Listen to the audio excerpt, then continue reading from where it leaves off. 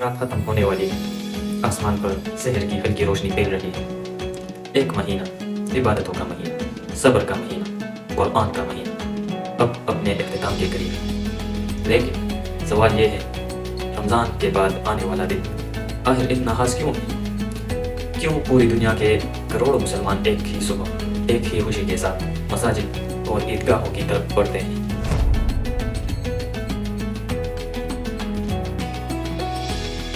क्या ये सिर्फ खुशी का दिन है, या इसके पीछे एक गहरी तारीख, एक अजीम रूहानी फलसफा और एक ऐसा पैगाम छुपा है जो पूरी उम्मत को जोड़ देता है?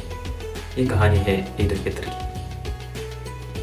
वो दिन जो सिर्फ खुशी नहीं बल्कि शुक्र, इबादत और भाईचारे का ऐलान है।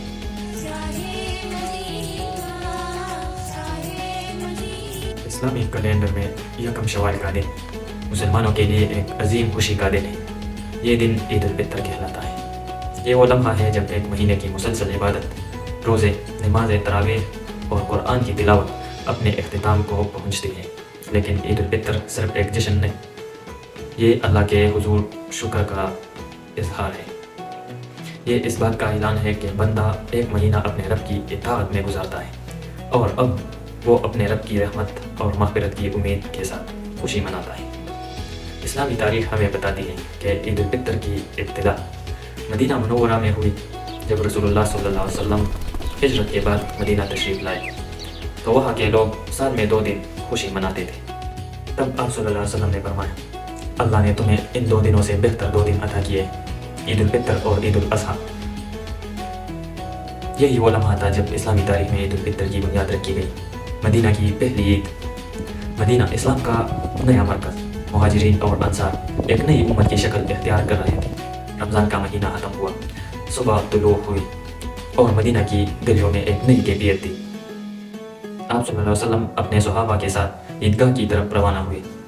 ये कोई शाही जुलूस नहीं था, सादगी थी, तकवा था और अल्लाह के ज़िक्र की सदाएं थी। सहाबा तकबीर पढ़ रहे थे, अल्लाहु अकबर, ला इलाहा इल्लल्लाह। ये सिर्फ खुशी का इजहार नहीं था, ये अल्लाह की बड़ाई का ऐलान था। इस्लाम की ईद सिर्फ अपनी खुशी तक महदूद नहीं।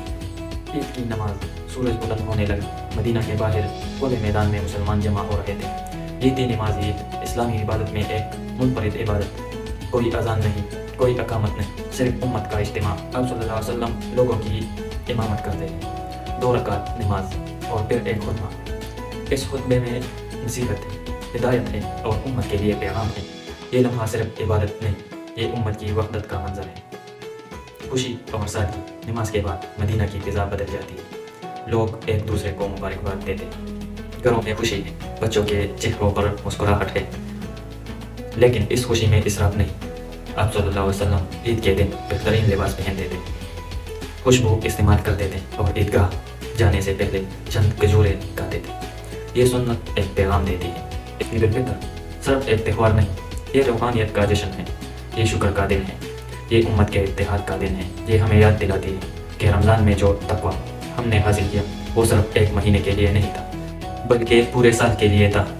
ईद हमें सिखाती है कि खुशी तब मुकम्मल होती है जब इसमें दूसरों को शामिल किया जाए, कि इबादत सिर्फ मस्जिद तक महदूद नहीं बल्कि मुआशरे की खिदमत भी इबादत है। और ये दिन हमें याद दिलाता है कि अगर रमज़ान के बाद भी हमारा दिल अल्लाह के करीब रहे तो हमारी पूरी ज़िंदगी एक ईद बन सकती है।